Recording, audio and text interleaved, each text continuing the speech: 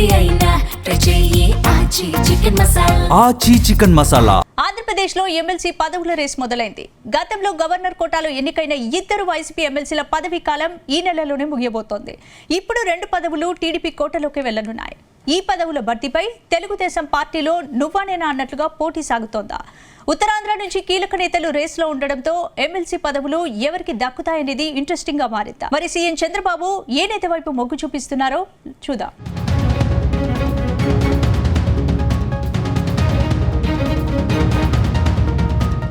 ఆంధ్రప్రదేశ్లో ఎమ్మెల్సీ ఎన్నికల సందడి ప్రారంభమైంది.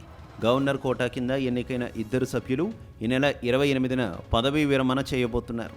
దాంతో కూటమికి చెందిన ఇద్దరు నేతలకు ఛాన్స్ దక్కనుంది. అయితే ఈసారి తెలుగుదేశం పార్టీ ఆ 2 ఎమ్మెల్సీ స్థానాలను తీసుకుంటుందన్న ప్రచారం జరుగుతోంది. ఇప్పటికీ ఆశావహులు తమ ప్రయత్నాలను ముమ్మరం చేశారు. చాలామంది సీనియర్ నేతలు సైతం పోటీలో ఉన్నారు. అయితే ఈసారి ఉత్తరాంధ్రకు ఒక ఎమ్మెల్సీ పదవి ఖాయమని టాక్ వినిపిస్తోంది. ఉత్తరాంధ్రలోని 3 ఉమ్మడి జిల్లాల నుంచి ఆశావహులు ఉన్నారు. ప్రధానంగా టికెట్లు త్యాగం చేసిన వారికి ఈసారి ఛాన్స్ ఉంటుందని పార్టీ వర్గాలు చెబుతున్నాయి. పార్టీలో సీనియారిటీతో పాటు సిన్సియారిటీకి ప్రాధాన్యమిచ్చి ఎమ్మెల్సీ అవకాశం ఇస్తారని తెలుస్తోంది. ఉత్తరాంధ్రలోని 3 ఉమ్మడి జిల్లాల్లో 10 మందికి పైగా ఆశావహులు ఉన్నట్టు టాక్ వినిపిస్తోంది.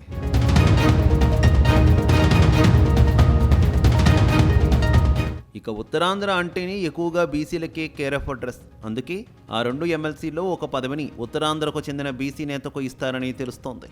విశాఖ జిల్లాకు సంబంధించి మాజీ మంత్రి దాడి వీరభద్రరావు ఎమ్మెల్సీ పదవి కోరుకుంటున్నారు. మొన్నటి ఎన్నికలకు ముందు ఆయన తెలుగుదేశం పార్టీలో చేరారు.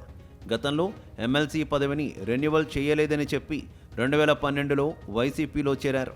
అయితే అక్కడ దాదాపు పుష్కరకాలం కొనసాగినా పెద్దగా పదవులు దక్కలేదు. దాంతో ఆయన తిరిగి తెలుగుదేశం పార్టీలో చేరిపోయారు.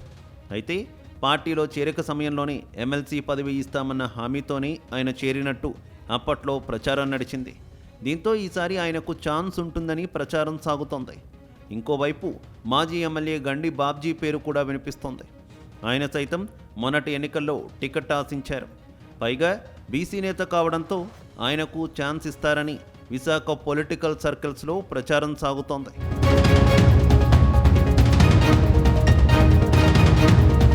ఇక కాకినాడ జిల్లా నుంచి కూడా ఎమ్మెల్సీ రేసులో చాలామంది పేర్లు వినిపిస్తున్నాయి. ముఖ్యంగా గత అసెంబ్లీ ఎన్నికల్లో పవన్ కళ్యాణ్ కోసం తన సీటును త్యాగం చేశారు ఎస్పీఎస్ఎన్ వర్మ. దాంతో ఆయనకు చాలా పదవులు ఇస్తారని ప్రచారం సాగినా ఏ పదవి దక్కలేదు. దాంతో ఈసారి ఎమ్మెల్సీ పదవి దక్కచ్చని అంటున్నారు. మరోవైపు మాజీ మంత్రి యనమల రామకృష్ణుడికి ఎమ్మెల్సీగా ఛాన్స్ ఇస్తారని అంటున్నారు. ఇక ఎమ్మెల్సీ రేసులో విజయనగరం జిల్లాకు చెందిన నెల్లిమల్ల టీడీపీ ఇన్ఛార్జ్ కర్రోతు బంగారాజు పేరు ప్రముఖంగా వినిపిస్తోంది. ఆయన ప్రస్తుతం రాష్ట్ర స్థాయి నామినేటెడ్ పదవిలో ఉన్నారు. మొన్నటి ఎన్నికల్లో భోగాపురం నియోజకవర్గం నుంచి పోటీ చేయాలని అన్ని ఏర్పాట్లు చేసుకున్నారు. కానీ పొత్తులో భాగంగా నెల్లిమల్ల నియోజకవర్గాన్ని జనసేనకు కేటాయించారు. ఇప్పుడు నెల్లిమల్ల నియోజకవర్గాన్ని టీడీపీ కీలకంగా భావిస్తోంది. ఎందుకంటే భోగాపురం ఎయిర్పోర్ట్ పూర్తి కావడంతో ఆ నియోజకవర్గాన్ని టీడీపీ తీసుకునే అవకాశం ఉందని అంటున్నారు. ఇక్కడి నుంచి గోవా గవర్నర్ అశోక్ గజపతిరాజు కుమార్తె పోటీ చేస్తారని ఒక ప్రచారం ఉంది. అయితే బంగారు రాజుకు ఎమ్మెల్సీగా అవకాశం ఇస్తే అక్కడ అతిథి గజపతిరాజుకు లైన్ క్లియర్ అవుతుందని చెబుతున్నారు.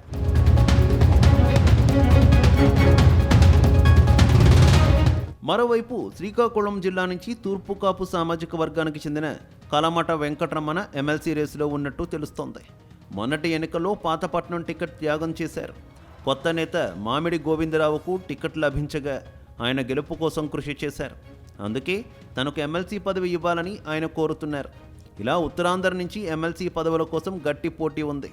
మొత్తం మీద 2 పోస్టుల కోసం కీలక నేతలు పోటీలో ఉండడంతో ఈ పదవులు ఎవరికి కేటాయిస్తారు అనేది ఇంట్రెస్టింగ్గా మారింది.